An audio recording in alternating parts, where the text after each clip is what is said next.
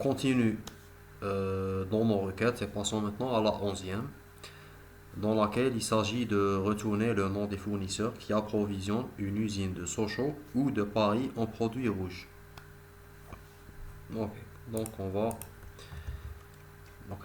doit retourner des noms de fournisseurs, nom F, qui approvisionnent une usine de Sochaux ou de Paris en produits rouges. Donc, adna la table usine, il faudra la sélectionner pour pouvoir faire la condition sur la ville.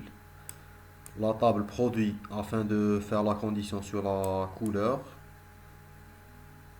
La table fournisseur pour faire la condition ou bien pour retourner le nom des fournisseurs.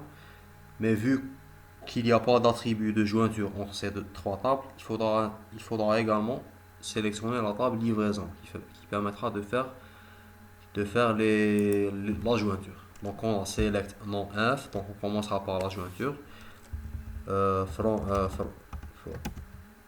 Nom F from fournisseur, livraison, produit, usine.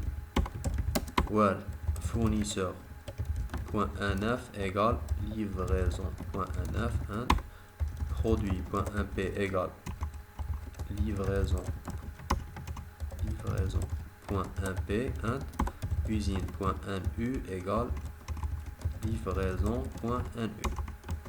Donc là, par rapport à la jointure de ces quatre tables. Donc si on avait utilisé l'autre syntaxe de jointure, donc ça aurait donné ça. From fournisseur inner join livraison on fournisseur.nf égale livraison.nf. On vérifie. Donc là,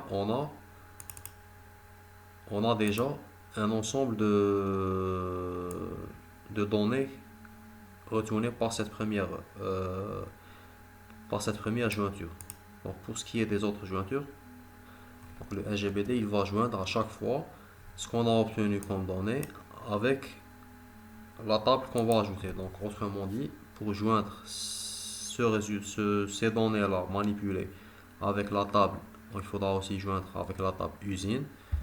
On mettra inner join, puis on va enchaîner. On livraison.nu égale usine.nu. Inner join produit on livraison.mp égale produit.mp. On dit par rapport à la jointure je vais juste voir, je sais pas c'est lequel des on. Ok, donc on a oui, inner join, voilà, c'est là. Donc on a fournisseur, inner join, livraison, on, fournisseur, égale, .nf égale livraison.nf, inner join, il fallait mettre le usine, la table usine, donc ce que j'ai pas mis par ailleurs, voilà. Donc c'est par rapport à la jointure uniquement. Donc, pour passer aux autres conditions, on a une usine de Sochaux ou de Paris en produits rouges. Ok. On commencera par la première condition. On a where couleur égale rouge.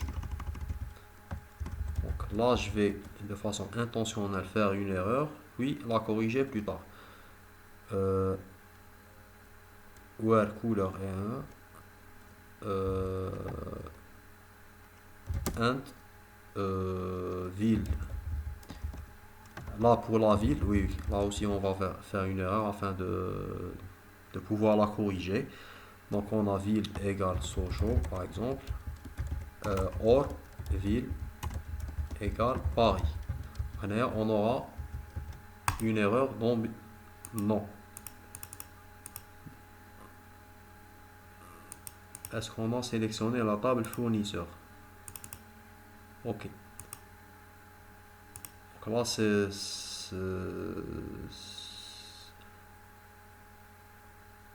pas logique parce que pour la table fournisseur, à moins qu'on ait fait une erreur. Alors, je vais voir. From fournisseur. Je pense qu'il a eu une erreur lors de l'insertion. On a ville, on a deux L. Et pour usine, ok, usine. Si on sélectionne l'étoile, ville. Maintenant, c'est pas logique parce que la ville, elle existe au niveau de deux tables qu'on a sélectionnées. Donc, on a la table fournisseur et la table usine.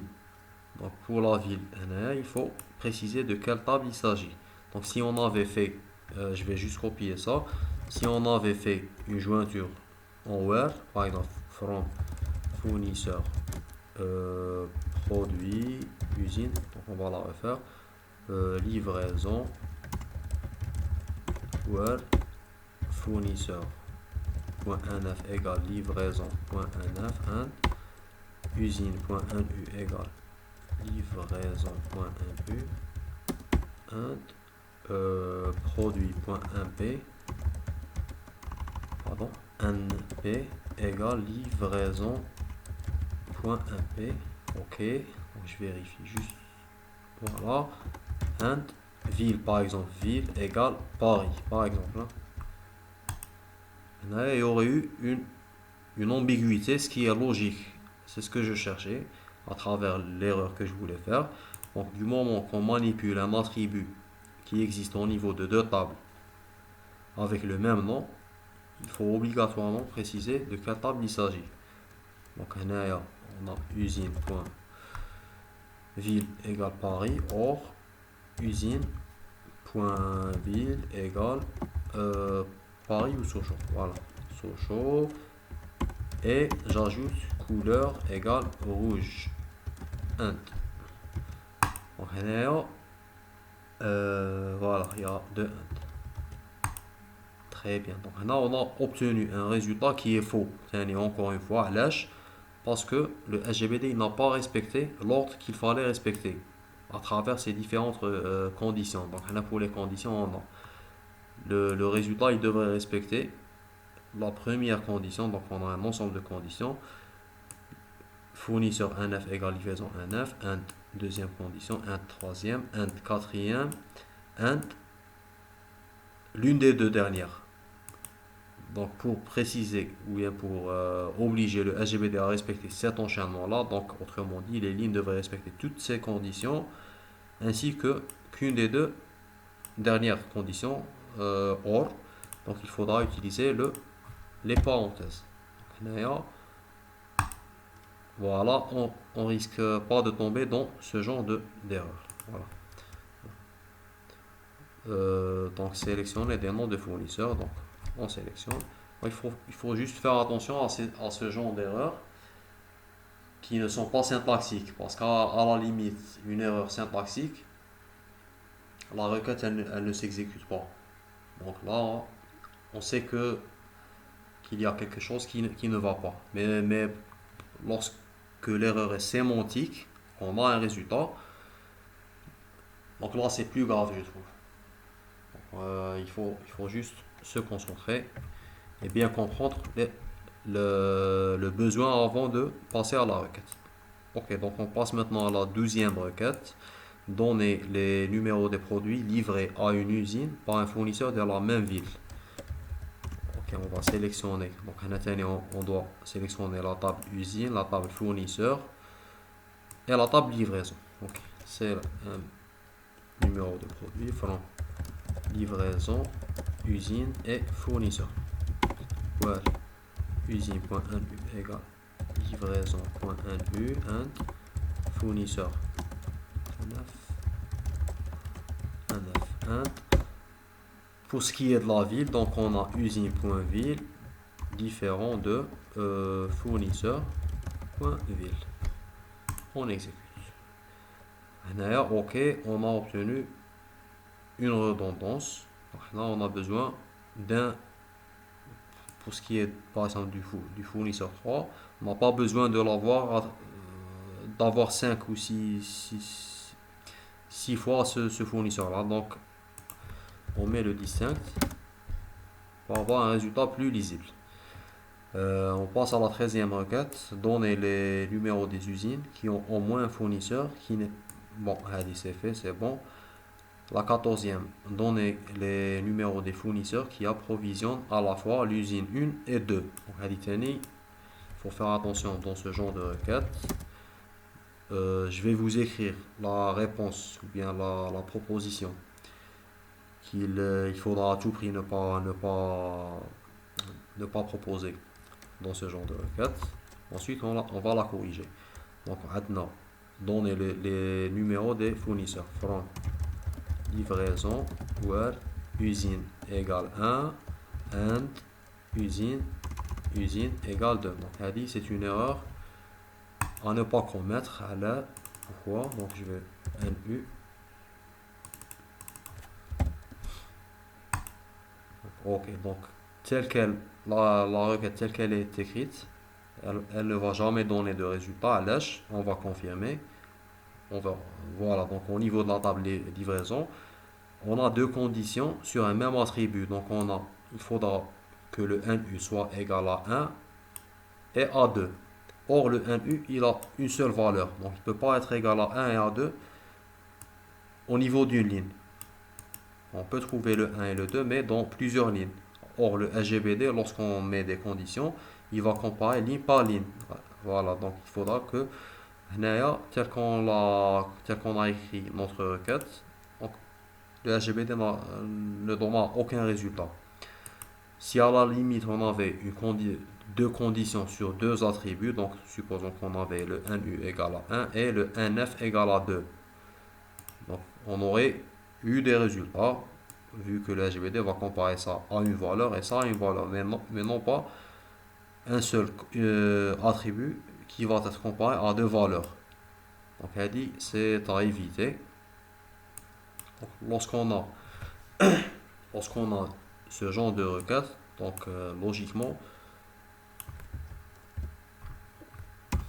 voilà, donc on va exécuter une partie de cette requête là, donc donner les numéros des fournisseurs qui approvisionnent à la fois les usines 1 et 2. Donc on a retourné les NF qui approvisionnent l'usine 1. Ok, donc on a 1 et 2. Donc si on avait exécuté pour la deuxième condition, on aurait obtenu 3 et 1. Donc logiquement, le fournisseur qui approvisionne à la fois l'usine 1 et 2, c'est le 3, vu qu'il existe un dans ce résultat et il existe dans ce résultat. Donc logiquement, on doit faire l'intersection entre ces deux résultats. Et ça tombe bien, vu que l'intersection est fournie en SQL. Donc il suffit juste d'écrire deux requêtes et de mettre l'intersect entre les deux afin que le SGBD puisse retourner l'intersection des éléments retournés par ces deux requêtes. Ce qui est le cas. Donc on a obtenu le 1. Pour l'intersection, il faut y faire attention car le schéma il doit être identique entre les deux tables, les deux résultats. Donc si jamais on avait retourné étoile par exemple ou un 9, donc ça ne va pas fonctionner vu que c'est impossible de faire une intersection entre des lignes et une colonne qui est le 1,9. Donc il faudra faire attention à ce niveau. Mis à part l'intersection, il y a aussi l'union. Donc on ne va pas voir l'union, il n'y a pas de requête dans ce sujet qui traite l'union, mais on peut également utiliser l'union en SQL et c'est pareil que l'intersection, il faudrait que les schémas soient identiques pour utiliser l'union. Voilà. Donc on passe maintenant à la 15e requête, donner les numéros des usines qui utilisent au moins un produit disponible chez le fournisseur 3. Ok. Donc pour faire cette requête, il faut au préalable avoir la liste des produits disponibles chez le fournisseur 3. On va la faire en sous-requête. Select MP from livraison where NF égale à 3. Là, on aura l'ensemble des produits disponibles chez le fournisseur 3. Donc on va mettre un distinct Donc il a, ce fournisseur-là, il a le produit 1 et 2. Bah, si on relie la requête de 15, on aura donné les numéros des usines qui utilisent au moins un produit. Ok. Donc, de façon très simple, select un U from livraison where 1P in, where le 1P il existe dans la liste qui est retournée par la sous-requête. Là, on exécute, on met également le distinct pour avoir un résultat plus lisible.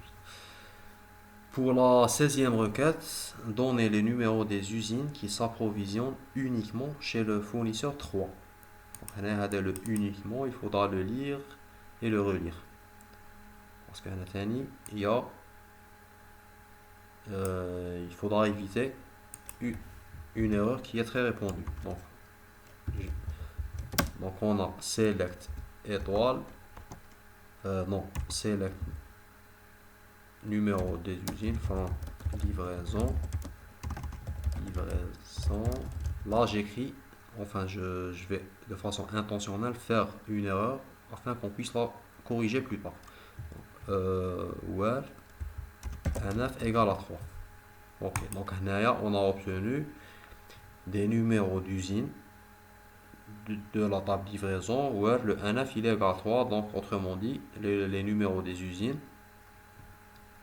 qui s'approvisionnent chez le fournisseur 3. Mais on n'a pas la garantie que ces usines-là ne s'approvisionnent pas ailleurs. Donc on a eu, à partir de l'historique qu'on a dans la table livraison, on a eu ces lignes qui correspondent à des approvisionnements ayant comme NF 3 égale à 3. Mais on n'a pas la garantie que ces usines ne l'ont pas fait ailleurs. Donc, pour répondre à ce genre de requête-là, il faudra traiter la requête, il faudra traiter le contraire de ce qui est demandé par la requête. Dans un premier lieu, donc si on avait retourné la liste des usines qui ne s'approvisionnent jamais chez le fournisseur 3, on aurait eu le... Donc je vais juste mettre le distinct. Donc on a l'ensemble des usines. Donc on a l'ensemble des usines qui ne s'approvisionnent jamais chez le fournisseur 3. Il s'agit de l'usine 1, 2, 4 et 3. L'usine, voilà. Donc sinon, à partir de ce résultat-là, on peut utiliser les sous-requêtes pour retourner ce qui est demandé à la base. Donc à la base, on voulait donner les numéros des usines from livraison qui s'approvisionnent uniquement. Donc on a le select NU from livraison where NU not in. Donc en récupérant en utilisant plutôt le not in, donc on va à partir de la sélection ternelle select NU from livraison, on peut même mettre from fournisseur, c'est mieux. Là, je pense que j'ai effacé par ailleurs. Fournisseur, where NU not in. Donc, à partir du moment que pour chaque fournisseur, à partir du moment que son NU, il n'est pas inclus pardon. Non. Numéro des usines qui s'approvisionnent uniquement. From usine. Pardon. À partir du moment qu'une usine, que le numéro d'une usine ne figure pas dans la liste retournée là, on a la garantie que cette usine-là, elle s'approvisionne uniquement chez le fournisseur 3, car à l'intérieur, on a la liste de ceux qui ne s'approvisionnent jamais. Donc, le contraire terra, c'est ceux qui s'approvisionnent uniquement. J'espère que c'est clair. Donc on a l'usine 5. Donc pour la 5e usine, elle s'approvisionne uniquement chez... On peut par exemple vérifier l'usine 5. Non, donc je pense qu'il est plus judicieux de sélectionner à partir de la table livraison. Voilà, donc on n'a aucun produit. Parce que en vérifiant, j'ai vu que l'usine 5, elle ne figure pas sur la table livraison. Donc pour la cinquième usine, certes, elle ne figure pas derrière le résultat retourné, mais en même temps, elle s'est jamais approvisionnée. Elle s'approvisionne jamais. Donc voilà, pour cette requête-là, j'espère que c'était clair. Euh, voilà, c'était la 15e requête. Donc on passe à la 16e. Donner les numéros des usines qui s'approvisionnent. C'est bon, oui. Puis pour la 17e, donner les numéros des usines qui ne reçoivent aucun produit rouge d'un fournisseur parisien. C'est pratiquement la même logique. C'est exactement la même logique, pardon.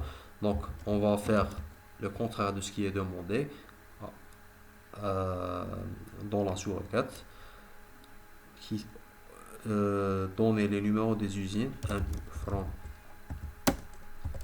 livraison, produit, pour faire la condition sur la couleur, et fournisseur. Where. Donc on va faire produit.np égale livraison.np and fournisseur.nf égale livraison.nf. D'accord. And dans la requête, c'était qui ne reçoivent aucun produit rouge. Là, on va faire le contraire. And couleur égale rouge, qui reçoivent des produits rouges d'un fournisseur parisien. And fournisseur.ville égale Paris. D'accord. Donc, on a une ligne qui vérifie le contraire de ce qui a été demandé.